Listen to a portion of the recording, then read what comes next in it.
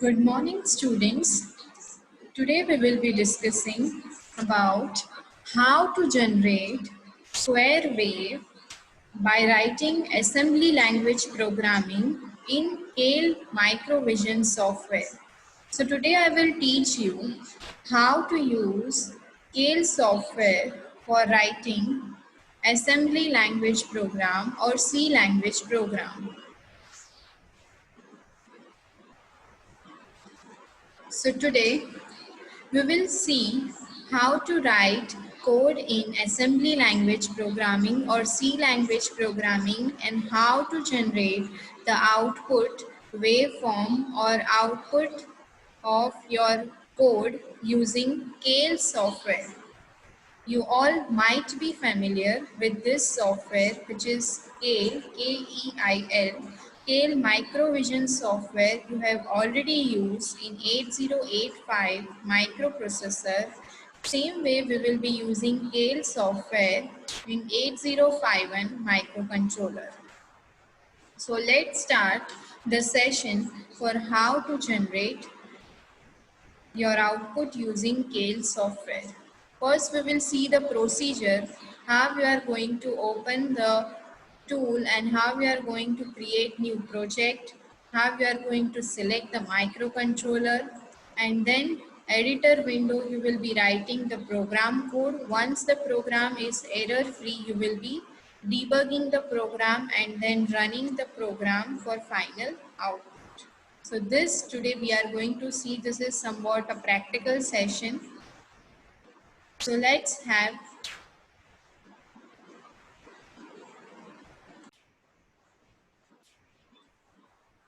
so students, let's see today how we are going to generate square wave using assembly language programming. In assembly language programming, we are going to use Kale Microvision software. You can see the desktop icon of Kale Microvision software over here. You can see this software you must have on your desktop for interfacing it with 8051 microcontroller. So first, for creating new project, you have to go in project tab. In that new project, write the name or the file name of your new project. Let's take square wave, as we are going to generate square wave. Then you have to select the available manufacturer names. From that you have to select Atmel, as 8051 is invented by Atmel manufacturer. So you will select Atmel and in that you will select AT89C51, which is your 8051 microcontroller. AT89C51. So create new project. Now in new project, you have to go to file tab to create new file in your project. So let's create a new file. This is the editor window in your Kale Microvision software, which is created, and you have to save this file with .c extension, as we are going to connect this program with the hardware at the end to check whether your program is working properly or not. So this way you have saved your program using .c extension. Now you can write your program here in this window, and before writing the program we have to save it. So please remember, you have to save your program with .c extension, as we are going to perform C language programming, so you have to save it with .c extension. So square wave .c is the extension of my program file. Now you start writing program in this editor window based on the instruction you are writing here. Program will be executed. Now here we have used port 1 for checking the generation of our square wave. Here in IO port we have used port 1. Out of 4 ports, port 0, port 1, port 2 and port 3, we have used port 1 for generating square wave. And then you have to define a delay function Delay function will provide an appropriate delay between the transition of waveform in your square wave generation. So from high to low or low to high transition will be done while generation of square wave based on the delay you are specifying here. So you have to define the logic of square wave here, how you want to generate, how much time you want to make your wave high and how much time you want to make your square wave low. So based on the delay you are specifying, your square wave is going to stay in high or low state. Now, once you have written this program logic, you have to write down the delay logic. In delay logic, we are going to specify the delay function for what time or for how much amount of time your delay will be present in transition of waveform. So this way we will define the delay function.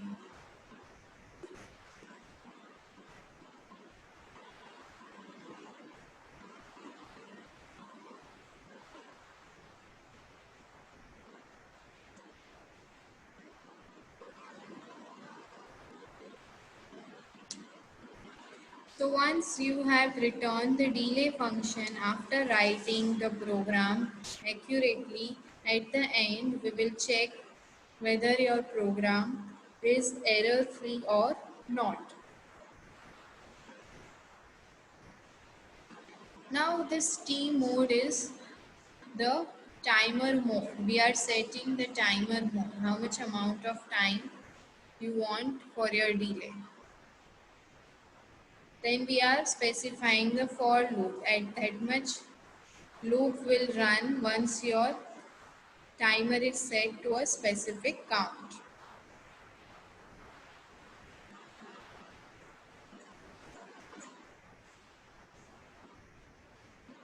Here your timer in 8051 are of 16 bit. So maximum 16 bit you can have as 65536 count. Maximum your counter limit is 65,536. And here in our loop we have taken maximum limit of 14. So the amount of time taken by your timer will be 65536 divided by 14. Maximum count divided by the count you have specified in for loop, that much amount of time will be done for one delay.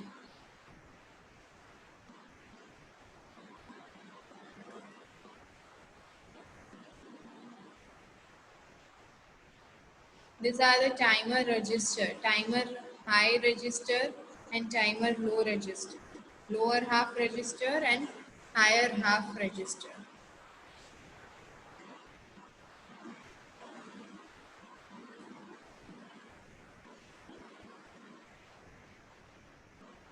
So this way you will define the delay function. It will run up to specific count defined, and then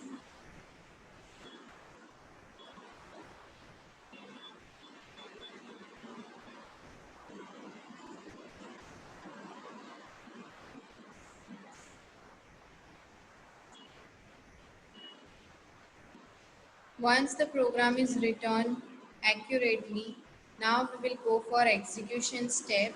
Now we will continue our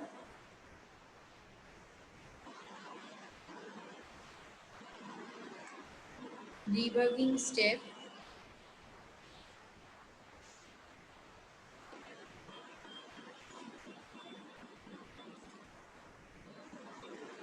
You need to go to source file and then you have to add this file, so that now this file is added here for source file.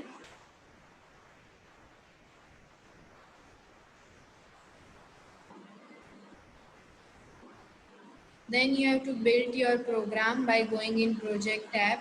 Once you have 0 errors in your program, then we will go for debugging.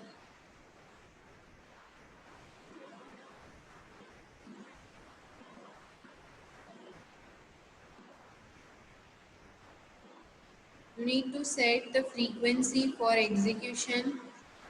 Here we are taking 11.0592 based on the crystal frequency of 8051. We will set the frequency here. We will create hex file so that this hex file we will dump in our hardware. We will load this hex file in our hardware for the output.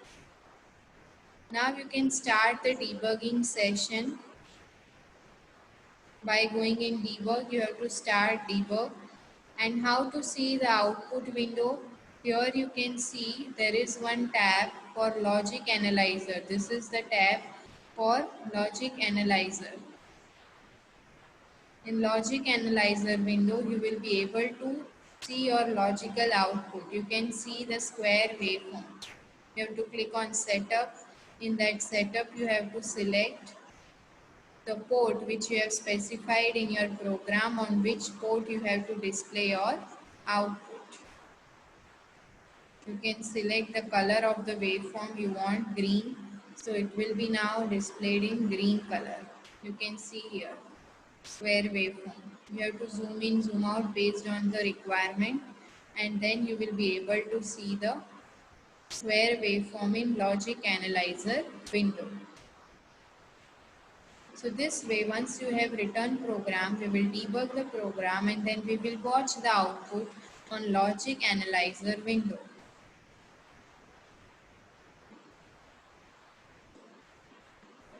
The output is displayed on logic analyzer window. Now once you have seen the output, you will stop running this.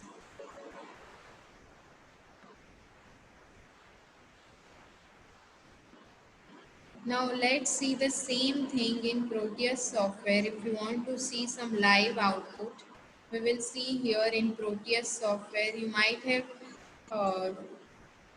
used this Proteus software in PCB designing. Let's see here, you will select the microcontroller and you will load the microcontroller on screen. Then we will see logic analyzer or oscilloscope here. We will put oscilloscope here for watching the square waveform.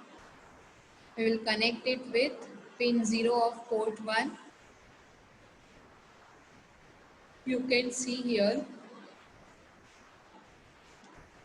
it is connected with pin 0 of port 1. Now you have to load your file here which you have generated at the time of running. Square wave.hex file we will load here. So file is loaded here. Now you have to set the clock frequency of 8051, which is 11.0592 megahertz. Now we will simply run this program and we will see here how the square wave is generated. In the first window you can see here in channel A, your square wave is generated. Now you can adjust the volts per division and then you can check the variation in square wave by here changing here the volts per division or times per division.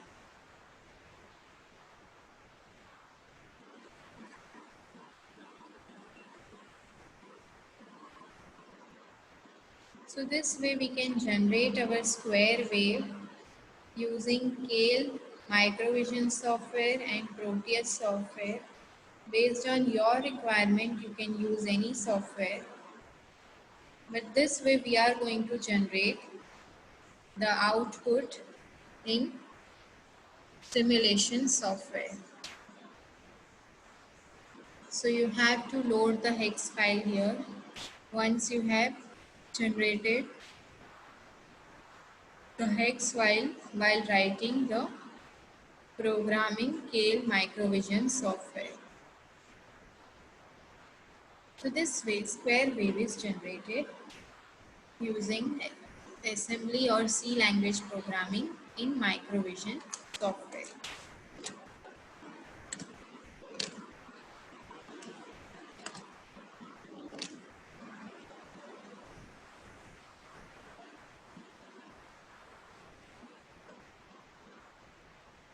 So in this chapter we have learned IO port programming. We have studied it. There are various ports of 8051. Four ports we have studied it.